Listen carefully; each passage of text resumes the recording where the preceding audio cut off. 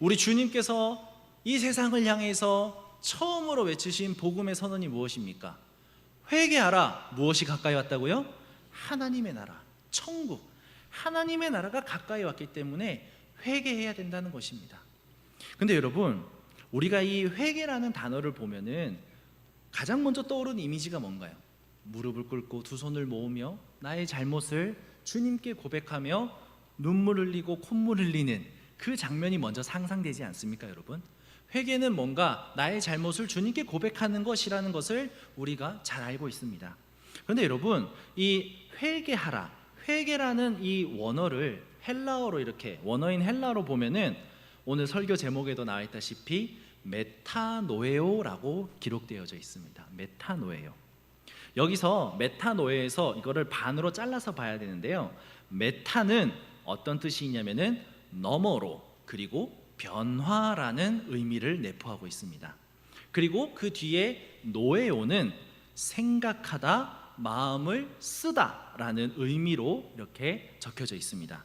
그래서 회개라는 뜻, 이 메타노에오는 단순히 감정적인 눈물로 내가 주님께 잘못했습니다라고 고백하는 것이 아니라 생각의 틀을 완전히 바꾸는 것, 그리고 나의 관점과 가치관의 판을 뒤엎는 것이 바로 메타노에오이자 회개의 원래 의미라는 것입니다. 예수님이 오셔서 선포하신 것은 구태의연한 율법주의, 인간 중심의 종교적 관성에 갇혀있던 사람들의 패러다임을 깨부수고 진짜 하나님 나라의 관점으로 생각을 전환하라는 혁신적인 선언이었던 것입니다. 오늘 이 다음 세대를 세우기 위해 가장 먼저 일어나야 할 일은 바로 우리의 회개, 우리의 메타노예요. 즉 생각의 전환이 되는 줄로 믿습니다.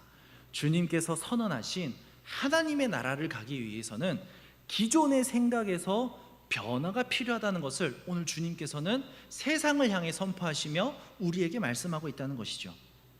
여러분, 우리 교사 선생님들, 우리 선생님들 여기에 앉아 계시는 거 맞죠? 우리 선생님들 교사라는 직분을 어떻게 생각하시나요? 그리고 교사로 섬기셨던 우리 성도 여러분들, 교사라는 직분을 여러분 어떻게 생각하고 계십니까? 교사는요, 물론 가르치는 것이 본래의 의미이긴 하죠. 그런데 우리 교회에서 어느새부턴가 이 교사라는 직분을 어떻게 생각하냐면은 사람이 없어서 어쩔 수 없이 맡는 땜빵 봉사, 혹은 주일 1시간에 그냥 아이들을 돌봐주는 그런 봉사의 자리, 봉사의 자리로만 우리가 생각을 하고 있다는 것입니다. 그런데 여러분, 이제 이 생각을 바꾸시기를 바랍니다. 사도 바울은 고린도전서 4장 15절에 이렇게 기록하고 있습니다. 혹시 말씀을 띄워줄 수 있을까요? 네, 우리 말씀을 함께, 고린도전서 4장 15절 말씀입니다. 우리 성경책 한번 찾아보면 좋을 것 같아요. 고린도전서 4장 15절 말씀입니다.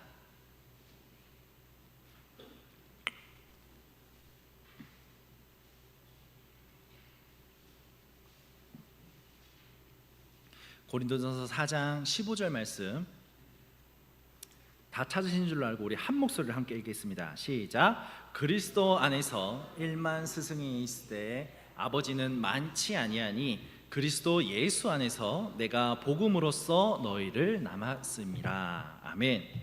여러분, 세상에는요, 지식을 가르치고 스펙을 쌓아주는 1만 스승이 차고 넘칩니다.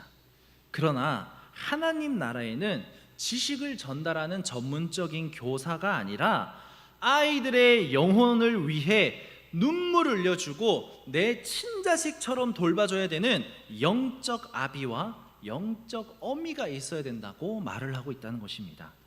아이들은 교사의 화려한 언변이나 가르치는 기술에 감동을 받는 것이 아닙니다.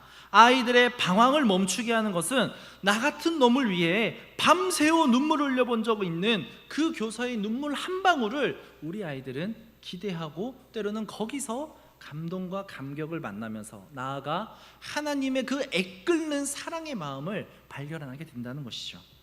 교사는 여러분 단순한 봉사의 자리, 봉사자가 아닙니다. 바울이 말한 성경적 직분, 에베소서 4장 11절에도 나와 있지만은 영적인 아비의 소명, 영적인 어미의 소명이 바로 교사의 사명이자 교사의 자리라는 것입니다. 그렇게 교사는 마땅히 고민하고 끊임없이 연구해야 되고 전문적으로 훈련을 받아야 됩니다. 전문적으로 훈련 받아야 된다고 하니까 굉장히 마음이 턱 무거워지죠. 그렇지만 여러분, 이제는 교사의 자리가 그냥 봉사자의 수준을 넘어서 전문적인 수준으로 갈 수밖에 없는 위치가 되어버리고 말았습니다. 코로나 이후에 여러분, 우리는 모이는 것에 굉장히 인색해졌습니다. 토요일은 당연히 쉬는 날이고요, 주일은 예배만 드리면 주일 성수를 했다는 안정감에 예배만 얼른 드리고 가족들과 시간을 보냅니다.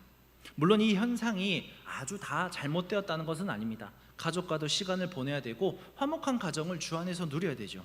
다만 하나님의 나라를 위해 헌신하겠다고 다짐한 직분자라면, 다음 세대를 위해 나를 내려놓겠다고 다짐한 교사라면 늘 아이들을 위해, 공동체를 위해 고민하고 나아지기 위해 배우고 고민하며 연구를 해야 된다는 것입니다. 저는 학생 때 역사 과목을 참 좋아했습니다. 그렇다고 공부를 잘했던 건 아니고요, 그냥 역사가 좋았습니다. 이야기가 너무 많아가지고요. 그런데 항상 같은 파트에서 어떤 한 인물을 보면 참 가슴이 답답했습니다. 근현대사 공부를 하면은 흥성대원군, 여러분 잘 아시죠? 흥성대원군, 고종의 아버지 되시는 분, 그분의 이야기를 볼 때마다 참 가슴이 답답했습니다. 그 흥성대원군이 추진했던 세국 정책만 아니었으면 우리나라 역사는 달라지지 않았을까? 좀 더 근대화가 돼서 일제강점기라는 그런 아픈 역사도 없을 거고, 뭔가 좀 다르게 근대를, 이 근현대사를 시작해 볼 수 있지 않을까, 그런 생각을 했었죠. 여러분, 새로운 것에 대한 거부는 어쩌면 당연할 수도 있습니다. 왜 새로운 것에 대해서 거부감이 들까요? 왜냐면은 변화라는 걸 마주하는 순간 지금 내가 누리고 있는 이 안정적인 것들이 깨어지기 때문에 변화는 필요한다는 것은 알지만은 선뜻 그 변화를 우리가 선택하기는 뭔가 망설이고 있다는 것입니다. 그러나 여러분, 변화의 바람을요 그냥 고민 없이 마냥 거절만 한다면 우리는 고인물을 넘어서 썩은 물이 될 수도 있습니다. 여러분, 고인물이 왜 썩게 될까요? 새롭게 흐르는 물을 받아들이지 않기 때문입니다. 아니, 받아들이더라도 나아가 흘려보내지 않으면은 그 물은 고여서 점점 썩어진다는 것이죠. 여러분, 예수님이 성전 이방인들의 뜰에서 장사하는 이들의 좌판을 왜 엎으셨을까요? 기도 안 하고 장사해서 그렇게 엎으셨을까요? 이방인들이 유일하게 예배 드릴 수 있었던 곳에서 장사를 해서 그들이 예배를 할 수 없게 만드니 예수님께서는 통곡하는 마음에, 이들이 하나님 앞에 나올 수 없는 것에 답답하고 통곡하는 마음에 그들의 좌판을 뒤집어 엎으셨습니다. 엎으셨던 것이죠. 여러분, 그 장사의 좌판을 허락한 이들이 누굽니까? 바로 다른 사람이 아닙니다. 대제사장들, 제사장들, 율법을 연구하는 율법학자들, 바리새인들이 그들이 그 자리에서 장사를 할 수 있도록 허락을 해준 겁니다. 여러분, 앞뒤가 안 맞지 않나요? 자세히 생각해 보면 율법을 전부 외우고 외식이라 평을 받지만 그럼에도 그 율법대로 살려고 하는 이 사람들이 왜 그런 짓을 허락하고 버린 걸까요? 그거는요, 그들에게 더 이상 고민이 없었기 때문입니다. 그 뭔가 나아지고 이것이 진짜 하나님의 뜻에 부합한 것인가라는 고민이 끊겼기 때문에 그들은 그 앞에서 예수님의 그 진리의 말씀을 듣고도 변화는커녕 앙심을 품고 예수를 죽여야 됐다고 마음을 품은 것입니다. 여러분, 이처럼 생각하지 않으면요, 생각에 변화가 없으면 하나님 앞에 내가 무슨 짓을 하고 있는지도 모릅니다. 아까 전에 예배에 들어오기 전에 목사님과 장로님들과 함께 잠깐 얘기를 나눴습니다. 정말 다음 세대와 또 이 교회를 위해 많은 고민과 또 사랑의 마음이 있음을 제가 많이 느꼈습니다. 여러분, 이 고민이 있다는 것은 변화의 준비가 되었다는 것으로 믿습니다. 여러분, 변화될 준비가 되어 있으신가요? 고인물이 아니라 생각의 변화가 일어나면 조금 불편하고 답답하고 어려울 수도 있지만은 내가 안정된 이 예배의 틀이, 나의 신앙생활 양식이 그냥 고정될 수 있겠지만은, 그러나 변화를 꿈꾼다면은 거기서 벗어나 새로운 것을 향해, 진짜 이 새로운 시대에 하나님께서 우리 감천교회에 어떤 것을 원하시는지를 묵상하고 생각하면서 변화를 꿈꾸며 변화를 마주하는 우리 귀한 성도님들 되시기를 진심으로 축복합니다. 여러분, 생각이 바뀌기 위해서는요, 먼저 배우셔야 됩니다. 예수님께서도 말씀을 하실 때 들을 귀 있는 자들은 들으라고 말씀하셨습니다. 이것을 좀 더 바꿔서 말하면은, 자, 너희들 하나님의 말씀을 내가 지금 전할 건데 너희들 변화되고 싶다면은 들어라. 그리고 나의 말씀을 배워라. 이 말씀과 똑같은 것입니다. 여러분, 새로운 것을 공부하고 연구하고 배우셔야 됩니다. 우리 교회 학교 선생님들은요, 도전을 드리고 싶습니다. 봉사를 넘어서 전문 교사가 되시기를 진심으로 축복합니다. 세상은요, 교사가 되기 위해서 대학도 나오고 많은 것들을 배워서 전문 교사 자격증을 얻어 학교로 들어갑니다. 우리 교회 학교도요, 봉사의 마음 충분합니다. 100% 다 채워졌습니다. 그런데 그 100%를 넘어서 전문적인 그런 교육의 지식과 고민과 연구의 자세가 있다면은 200%, 300%더 나아가 하나님의 무한하신 은혜로 우리 교사 선생님들 다음 세대를 향해 무한한 아이디어와 새로운 도전들을 해내실 줄로 믿습니다.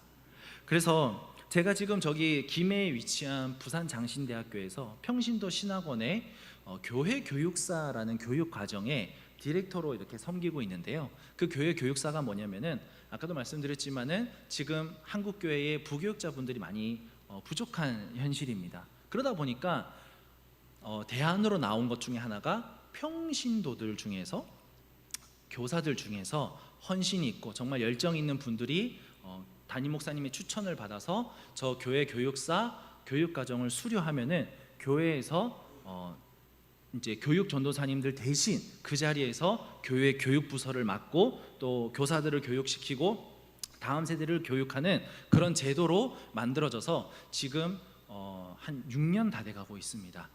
저희 부산장신대학교에서 처음 시작을 했거든요. 그래서 그 교육 과정을 하고 있고 지금 1기, 2기생들이 수료를 한 4년 전에 다 마치고 지금 3기와 4기 수강생들이 저렇게 훈련의 자리에 있습니다. 그곳에서 교회 학교의 현재적인 실제적인 것들을 많이 배우고 훈련을 받고 있습니다. 그래서 우리 선생님들 중에서도 다음 세대의 지속성을 위해서, 새로운 시대의 적용을 위해서 뭔가 뜨거운 열정을 가지고 도전을 하시겠다면은 한번 지원하셔서 교육을 받아보시는 것도 좋을 것 같습니다. 제가 이렇게 해가지고 뭐 영업을 하는 게 아닙니다. 뭐 학교에서 돈 주는 것도 아니고요. 좋은 교육의 자리가 있다 보니 그렇게 말씀을 드리는 겁니다. 그리고 저희 센터도 코칭 세미나라는 선생님, 교회 교사와 그 다음에 부모님들을 교육하는 그런 또 교육 프로그램들이 있습니다. 소통하는 방법, 다음 세대를 어떻게 이제 다루고 이야기해둬야 되는지를 배우는 교육 과정인데요. 저런 교육 과정도 함께 해볼 수 있다는 거죠. 그리고 요즘은 이제 AI 시대지 않습니까? 그래서 선생님들에게 AI를 사용하는 방법, 그리고 AI를 가지고 교회 학교에 어떻게 활용을 할 수 있고 접목시킬 수 있는지를 이렇게 알려드리고 있습니다. 물론 저희가 좀 이름이 없는 센터다 보니까 좀 이렇게 소문이 안 날 수도 있는데, 만약에 여러분들 마음 가운데 그런 새로움에 대해서 이 시대에 맞춰서 아이들과 함께 소통하는 마음이 품고자 한다면은 얼마든지 이 배움의 자리도 여러분들 사모하시기를 축복합니다. 여러분, 이 처음에 우리가 들음을 통해서 교육을 받는다면은 그 다음엔 무엇이 필요할까요? 바로 배우고 난 다음에는 그 배운 것을 실천해 볼 수 있는 경험의 자리가 필요합니다. 1단계가 교육, 듣는 거고 교육을 받는 거라면은 2단계는 경험하고, 그러니까 체화시키는 거죠. 선생님들께서 교육을 받으셨다면은 그 다음 단계는 그 교육 받으신 것을 교회 학교에 접목을 시키는 겁니다. 그리고 선생님들에게만 해당되는 게 아니라 우리 다음 세대 아이들도 말씀을 들었다면은 그것을 나의 삶 속에서 실천해 봐야 되는 경험의 장이 열려야 된다는 것이죠. 그 들음과 나의 경험과 체험이 동시에 이루어졌을 때 오늘 주님께서 말씀하시는 메타노예요. 생각의 변화가 일어난다는 것입니다. 여러분, 우리는 주입식 교육이라는 것에 많이 익숙해져 있습니다. 그래서 의외로 교회 학교에서도요, 말씀을 전하고 배울 때 주입식 교육이 의외로 우리 그 문화가 교회 안에 있습니다. 우리 선생님들 공과 공부 시간에 아이들이 말하는 시간이 많습니까? 선생님들이 말하는 시간이 많습니까? 네, 마음속으로 대답하고 계시리라. 네, 선생님들이 의외로 하시는 말씀이 많습니다. 근데 그럴 수밖에 없어요. 왜? 애들이 얘기를 안 합니다. 대답도 안 해요. 심지어 인사도 안 하는 애들입니다. 그러다 보니까 선생님들이 자연스럽게 말씀이 많아질 수밖에 없습니다. 그런데 가장 정상이라기보다는 가장 바람직하고 새로운 것은 이것이 역전돼야 된다는 거죠. 아이들이 말하는 시간이 많아져야 됩니다. 아이들이 이 교회에서 꼭 신앙 얘기가 아니더라도 일주일 동안 살아왔던 그 이야기만 선생님 앞에 내뱉어 놓더라도 우리 선생님들 그 아이들의 삶 속에서 기도 제목들이 하나씩 발견되지 않을까요? 아, 우리 아이가 일주일 동안 살아가면서 이런 기쁜 일이 있었구나, 이런 슬픈 일이 있었구나, 이런 가슴 아픈 일이 있었구나, 그 얘기를 들었을 때 우리 선생님들은 기도 제목들이 생기지 않을까요? 자연스럽게. 그래서 저는 청소년부 아이들과 같이 예배 드릴 때 제가 말하는 시간을 많이 갖지 않습니다. 제 설교 시간은 5분 안에 끝내려고 합니다.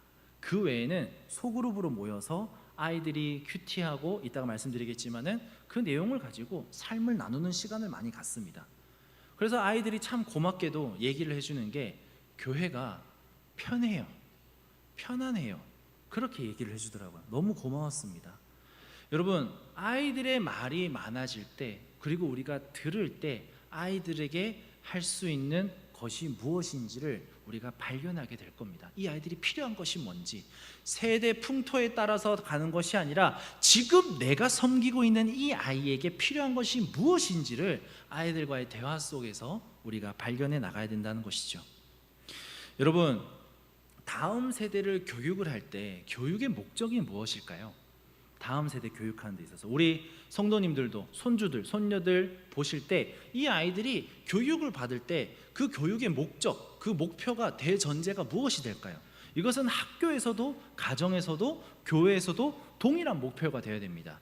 인간이 교육을 받는 목적은 뭐냐면은 스스로 자립하게 하기 위해서, 독립시키기 위해서 교육을 시키는 겁니다. 이것이 교회 안으로 왔을 때 어떻게 목적이 바뀔까요?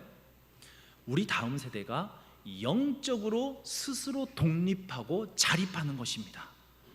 우리가 더 이상 이래라 저래라 기도해야지, 말씀 읽어야지, 예배 드려야지 이렇게 말해서 다음 세대가 이 예배 자리에 오는 것이 아니라 스스로 하게끔 했었을 때, 아, 내가 그리스도인으로서 예배를 드려야 되는구나, 아, 내가 그리스도인으로서 하나님과 교제하기 위해서는 말씀을 봐야 되는구나, 내 삶의 목적을 어떻게 잡아야 되고 어떻게 살아가야 되는지 주님과 교제하면서 주님과의 말씀을 붙잡으면서 기도하면서 나가야 되는구나, 이거를 스스로 알아야 된다는 거예요.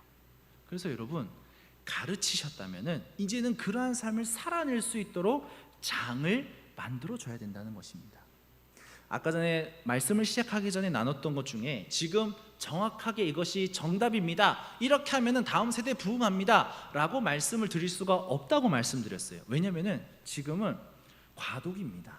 코로나가 지나고 나서부터 세상은, 그리고 교회는 정말 수많은 변화를 마주하면서 과도기를 겪고 있어요. 그런데 우리가 이렇게 함께 다음 세대 교육을 이렇게 해봤더니 이런 결과가 있었네요, 저렇게 해봤더니 이렇게 됐었습니다라는 정보를 공유하고 함께 맞추어 나아갈 때 다음 세대에 대한 교육의 해답을 우리가 발견하게 될 것입니다.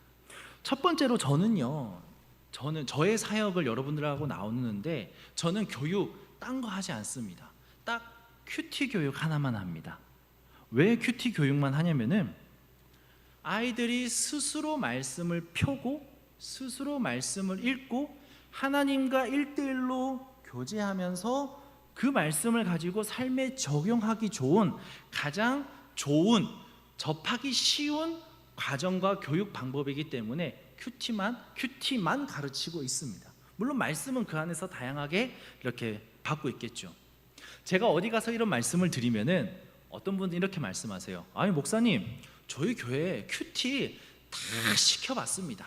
다 시켜봤는데 정착이 안 돼요, 정착이. 그래서 저희들은 해봤자입니다 라고 말씀합니다. 그러면은 제가 뭐라고 답을 드릴까요? 조금 셀 수도 있는데, 그러면은 선생님께서는 일주일에 몇 번 말씀을 묵상하셨습니까? 다시 되물어 봅니다. 선생님들이 먼저 가르쳐야 될 자들이, 신앙의 모범을 보여야 할 믿음의 어른들이 신앙의 훈련의 모습을 먼저 보이지 않는다면 다음 세대에게 이빠른 말밖에 할 수가 없습니다. 그래서 저도 그것을 느껴서 어느 정도까지 하냐면, 일단은 뭐 매일매일 묵상하는 건 당연한 거겠죠. 화면에 보시면은 제가 준비를 했는데, 저는 제가 묵상을 하고 항상 아이들한테 묵상한 내용을 올립니다. 카톡으로 옮겨요. 저렇게 올리는데 보시는 것과 같이 읽기는 읽지만 답이 없습니다. 그리고 읽었는지 안 읽었는지 몰라요. 그래서 저는 생각을 고민하다가, 그래 글이라도 읽기 싫으면은 그림이라도 볼 수 있겠지 해서, 다음 눌러주시면은 저렇게 그림 한 장과 저기 노란색 박스 밑에 보시면은 무슨 그림 같은 게 있잖아요. 그 그림 같은 게 뭐냐면 제가 AI로 그림을 그린 겁니다.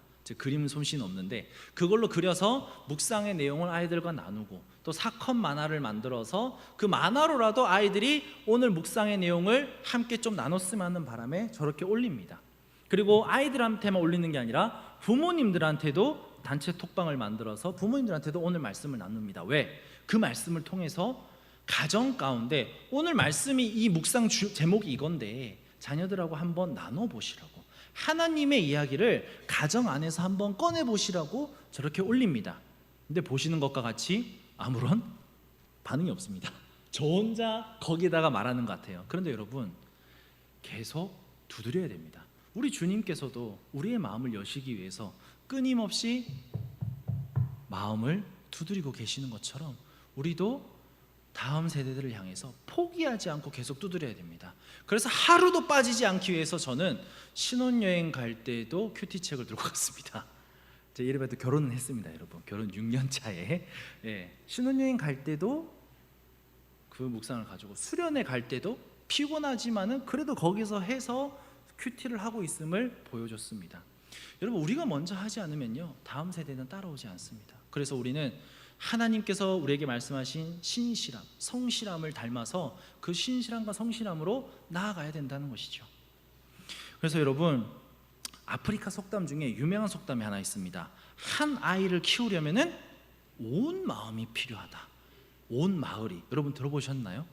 여러분, 다음 세대를 교육하는 건요 우리 선생님들만의 몫이 아닙니다.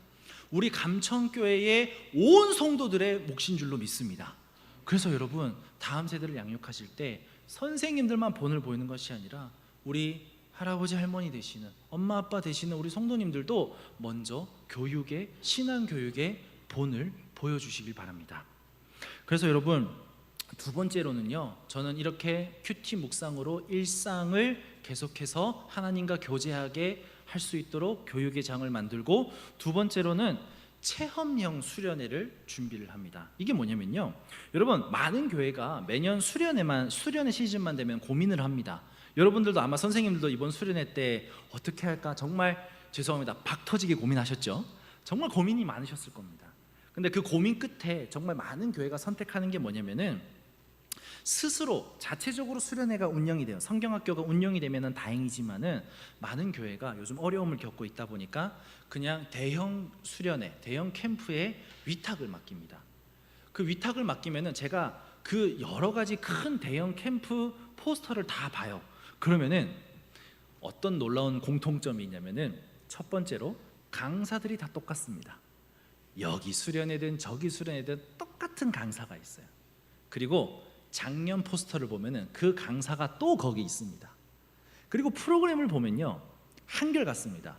처음에 만나면 OT하고 레크레이션하고 찬양 콘서트하고 저녁 집회하고 끝. 둘째 날 또 아침에 뭐 하고 특강하고 전체 특강하고 낮 시간에 잠깐 쉬었다가 그다음에 물놀이 했다가 그다음에 저녁에 특강 한번 듣고 집회 듣고 끝. 그리고 마지막 날에 파송 예배 드리고 끝. 다 똑같은 패턴이에요. 똑같은 패턴입니다. 왜냐하면은 많은 사람들을 컨트롤하기 위해서는 그런 유형의 프로그램들을 선정해서 할 수밖에 없습니다. 그래서 어딜 가든 똑같고 어딜 가든 이제 동일한 강사들만 있고 프로그램만 있다면은 우리는 새로운 걸 한번 해보자. 그리고 요즘 아이들의 생활 루틴이 어떻게 되는지 아시나요?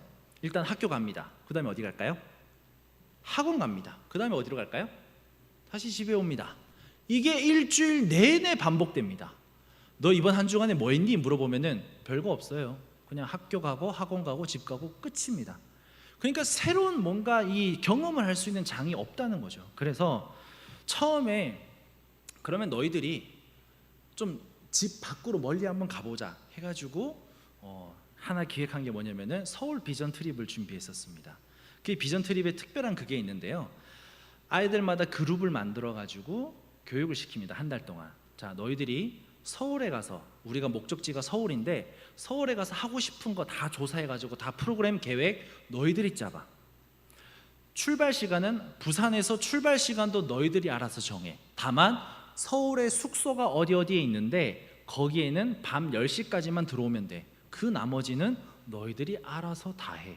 놀러 가도 상관없고 너희들이 보고 싶은 거 다 봐도 돼. 물론 각 그룹별로, 각 조별로 할당된 예산 안에서 너희들이 그 예산도 알아서 짜가지고 다 준비해 해가지고 다음 화면 넘겨주시면은 아이들이 계획을 한 게 있습니다. 계획표가 나와 있는데 저렇게 계획을 짰어요. 왼쪽 거 보시면은 뭔가 좀 큼직큼직하게 있고 오른쪽 보시면 뭔가 세밀하게 짜잘짜잘 나눠져 있죠. 왼쪽 거는 남학생들이 짠 거고 오른쪽 거는 여학생들이 짠 겁니다. 확연하게 차이가 나죠. 남학생들은 굵직굵직하게 한번 갔다가 끝나고 여학생들은 저렇게 얼마나 가고 싶은 곳이 많았던지 뭐 팝업 스토어라든지 뭐 연예인들 기획사도 한번 가보고요. 되게 다양한 곳을 갔습니다. 아주 알차게. 저날이 제일로 더운 날이었습니다. 땡볕에서 어디 막 더위가 40도 가까이 되는 그 날씨였는데 숙소에 딱 들어왔을 때 애들 표정을 보면은 너무너무 만족하는 표정이더라고요. 왜? 본인들이 계획하고 본인들이 가고 싶은 걸 갔으니까 덥고 뭐 짜증이 나더라도 본인들이 짠 거기 때문에 뭐라 할 수가 없는 거예요. 본인들이 기쁘고 본인들이 보고 싶은 걸 봤으니까. 저런 거를 하면서 처음으로 대중교통을 탄 친구도 있었습니다.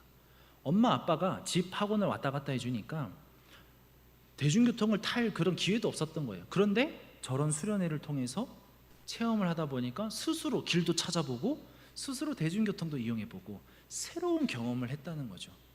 저게 끝나고 나서 다음에 간 곳은 제주도였습니다. 제주도에서는 순례길을 보면서 아이들이 제주도에도 선교사님들의 그런 역사적인 흔적이 있구나라는 것을 보고 그곳에서도 자유롭게 활동하면서 보고 싶었던 것을 보고 경험하고 싶었던 걸 경험하고, 그리고 다다음 주 이제 2주 뒤에는 저희 아이들하고 같이 이제 일본으로 갑니다. 일본으로 가서 일본에서도 숨겨져 있는 또 새겨놔 있던 하나님의 나라를 발견하는 것이죠. 여러분, 수련회라고 하면은 꼭 빠지지 않아야 될 것 중에 하나라고 생각하는 게 바로 기도회하고 집회입니다. 이거는 수련회라고 하면은 빠질 수 없는 거라고 하죠. 그런데 생각을 조금 달리 해봤습니다. 요즘 예배팀이 너무나도 많습니다. 젊은 청년들이 운영하는 예배 시간, 집회 자리 굉장히 많아요. 주중에 그곳을 우리가 열심히 참여만 한다면은 굳이 수련회 때 집회를 안 해도 그곳에서도 우리가 은혜를 찾고 은혜의 기회를 마주할 수 있다는 것입니다. 그리고 주일 예배에 우리가 사활을 건다면 그 주일 예배 안에서도 수련회 못지않는 기도의 그 소리와 찬양의 소리가 울려 퍼지지 않을까요? 물론 저희 교회 애들 여전히 찬양하자고 하면은 처음엔 이랬습니다. 땅만 보고 있어요. 하늘에 계신 하나님이 아니라 땅에 계신 뭔가를 보고 있다는 거죠. 근데 지금은 많이 발전했습니다. 입은 열지 않지만 박수는 치고 있습니다. 여러분, 이건 아이들한테 대단한 발전입니다. 만약에 그렇다면 칭찬해 주셔야 돼요. 애들이 찬양하는데 박수 치고 있다? 칭찬해 주셔야 됩니다. 아무튼 그런 작은 변화들이 하나씩 일어날 때마다 그런 생각의 변화들도 함께 이루어져야 된다는 거죠. 여러분, 경험시켜줘야 됩니다. 지금 아이들은 너무나도 갇혀 있어요. 물론 이번에 일본에 가자고 해서 아이들이 경험을 했으니까 새로운 것이네, 저도 갈래요, 이렇게 하는 친구들이 있는 반면 새로운 것이 너무나도 두렵고 어색해서 그곳에 가기 싫어하는 친구들도 있습니다. 그만큼 지금 이 시대의 아이들은 경험이 부족하고 새로운 것에 대한 두려움이 너무너무나도 많다는 거예요. 그래서 여러분, 우리 어릴수록 꿈은 크게 가져야 된다고 생각하지 않습니까? 그 많은 것을 보고 많은 것을 경험해야지 큰 사람이 될 수가 있습니다. 하나님의 나라를 품겠다고 한다면은 이 아이들에게도 다양한 것들을 경험시켜줘야 되겠죠. 그래서 우리 선생님들, 아이들이 뭔가 하자고 했을 때 다 해주지 마시고 스스로 할 수 있는 장을 만들어주세요. 실패해도 괜찮습니다. 어디 가서 실패하겠습니까? 교회 안에서 안전하게 실패할 수 있지 않습니까? 여러분들이 사랑으로 기르는 다음 세대 아이들인데 실패해도 이쁘잖아요. 앞에 서서 뭘 한다든지 뭔가 스스로 계획을 했을 때 시도를 한다든지 얼마나 예쁩니까? 세상에 나가서 실패하면 어떻죠? 낙오자가 됩니다. 바로 손해를 어떻게 감당할 수 없는 그런 큰 손해들을 맞게 돼요. 그런데 우리 교회에서는 안전하게 실패할 수가 있습니다. 여러분, 우리 감천교회가 안전한 실패의 장이 될 수 있기를 축복합니다. 아이들이 마음껏 도전하고 마음껏 실패해 줄 수 있는 그 장을 우리가 열어준다는 것이죠. 그리고 마지막 세 번째로 이 아이들에게 자리를 만들어 주시면 됩니다. 섬길 수 있는 자리. 우리 아이들은 더 이상 어린애가 아닙니다. 아무것도 할 줄 모르는 아이들이 아닙니다. 여러분들 초등학교 때 혹은 국민학교 때 학급 활동, 학급 회의 한번 해보시지 않았습니까? 그때 학급 회의를 몇 살 때 처음 했냐면 저는 초등학교 4학년 때 처음으로 반장이 되어서 학급 그 회의를 진행해 봤습니다. 여러분, 초등학교 3학년 어떻게 보이나요? 10살짜리 꼬마애. 아무것도 못할 것 같고 엎어지면 막 그냥 찡찡 울 것 같은 그런 어린아이잖아요. 근데 그 어린아이가 학교에서 몇십 명 되는 아이들 앞에서 회의를 진행한다니까요. 배우면은 가능합니다. 우리 중학생 아이들, 고등학생 아이들 너무 어려 보이고 아무것도 못할 것처럼 보이지만은 우리가 지금도 나누고 있다시피 배우고 경험시켜 준다면은 뭐라도 할 수가 있습니다. 저는 수련회를 갈 때 물론 아이들이 수련회를 가기 전에 무슨 바자회를 연다든지 뭐 미리 카페를 열어서 이제 어른들을 섬기는 시간들을 갖는 게 대부분 교회의 전통으로 있었습니다. 근데 저는 제가 그 교회를 가니까 그냥 당연히 어른들께 후원을 받아서 이렇게 수련회를 가더라고요. 근데 그거는 저는 아니었다고 생각을 했습니다. 너희들이 섬기고 있는 이 교회의 하나의 공동체의 일원이라면은 너희들도 마땅히 섬겨라. 가만히 섬김만 받지 말고 너희들이 직접 어른들을 섬겨라. 그래서 금요 기도회 때 예배를 인도하게끔 했습니다. 아이들이 직접 나와서 찬양하고 기도하고 부르짖고 그렇게 했습니다. 그리고 설거지에 다 투입시켰어요. 주일날에 식사하시고 난 다음에 너희들이 먹은 거 너희들 치우고 어른들이 드신 것도 너희들이 다 해. 그리고 앞에 나가서 이제 어른들 커피도 대접해 드리고 그리고 그냥 가만히 있으면 그냥 이제 백그라운드 BGM도 너희들이 찬양팀이 가가지고 찬양 연주하면서 라이브 카페에 왔듯이 그렇게 해라. 그렇게 해서 마땅히 내가 우리 교회의 소속 일원으로서 하나의 지체로서 교회를 섬기는 자리에 아이들을 계속 올려놨습니다. 여러분, 어른들이 보기에 악기 연주를 하다 보면 실수도 할 수 있습니다. 아이들이 실수도 할 수 있죠. 근데 그런 자리를 통해서 우리 아이들이 나도 우리 교회의 일원이구나, 이 공동체의 지체구나라는 것을 알게 되어진다는 것이죠. 왜 어른들이 아이들만 섬깁니까? 아이들도 어른들을 충분히 섬길 수 있습니다. 인사하는 것부터 시작해서 저렇게 설거지하는 것, 저는 너무나도 놀란 것들이 많습니다. 요즘 세대하고 저도 같이 있으면서 집에서 설거지를 한 번도 안 해봤대요.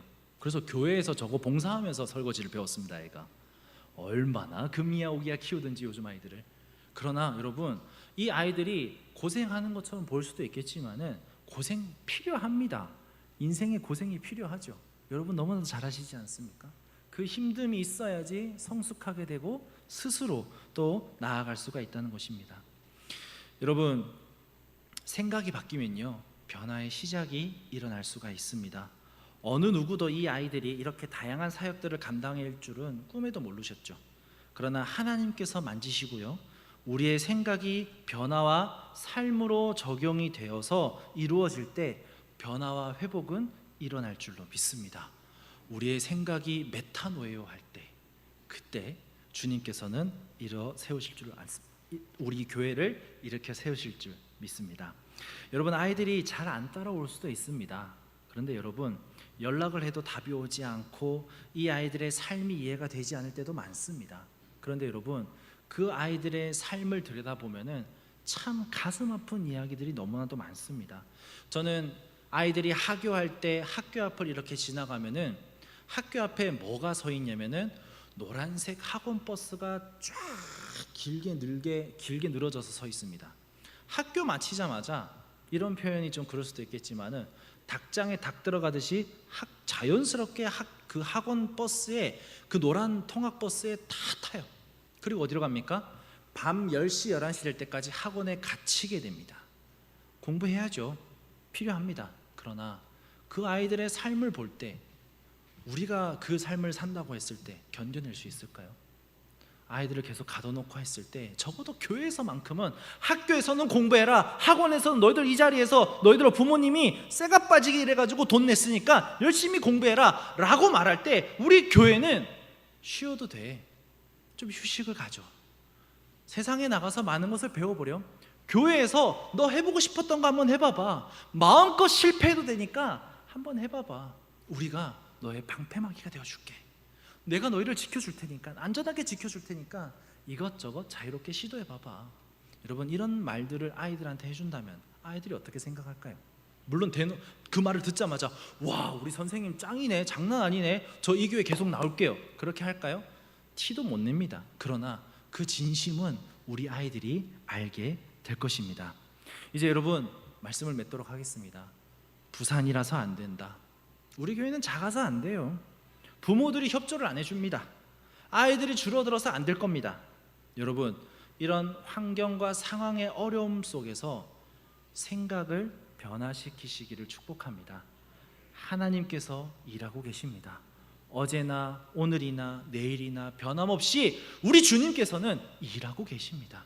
그 일하심에 우리가 순종하는 마음으로, 더 뜨거운 열정으로, 생각의 변화로 그 주님의 부르심에 우리가 아멘이라고 응답하며 나아간다면은 그 주님께서 일하시고 계시는 그 사역의 현장에 우리가 그 주님의 그 현장과 동역하면서 크신 주님의 은혜를 함께 나누고 누릴 줄로 믿습니다. 오늘 주님께서는 메타노에오하라, 회개하라, 메타노에오하라, 하나님의 나라가 가까이 왔다라고 선포하시면서 세상을 뒤집어 엎으셨습니다. 여러분, 사람이 많지 않다는 것에 대해서 낙담하지 마십시오. 우리 예수님께서는 몇 명으로 시작하셨죠? 12명입니다. 12명으로 지금 온 세계를 바꿔놓으셨습니다.